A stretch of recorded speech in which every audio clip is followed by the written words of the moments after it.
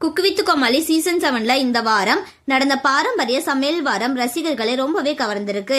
இந்த வார டாஸ்கில் போட்டியாளர்கள் குறிஞ்சி, முல்லை, நெய்தல், பாலை ஆகிய நிலங்களை அடிப்படையாக கொண்டு பாரம்பரிய உணவுகளை சமைக்க வேண்டியிருந்தது. ஏற்கனவே சீனியர் டீம் ஜூனியர் டீம் போட்டி பரபரப்பா போய்கொண்டிருக்கும் நிலையில இந்த வாரம் செஃப் ஆஃப் த வீக் பட்டத்தை யார் வெல்வார்கள் என்ற எதிர்பார்ப்பு ரசிகர்களுக்கிடையே அதிகமா இருந்துச்சு. அந்த எதிர்பார்ப்புக்கு முற்றுப்புள்ளி வைத்தது சீனியர் டீமில் இருந்து பாபா பாஸ்கர் இந்த வாரத்தின் செஃப் ஆஃப் த வீக் பட்டத்தை வென்றிருக்காரு.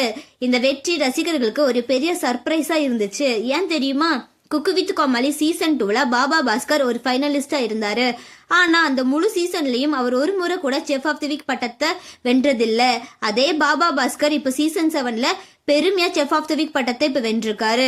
பலரும் சமூக வலைத்தளங்களில் லேட்டா வந்தாலும் லேட்டஸ்டா வந்திருக்காரு பாபா பாஸ்கர் அப்படின்னு சொல்லி கமெண்ட் பண்ணிட்டு வராங்க.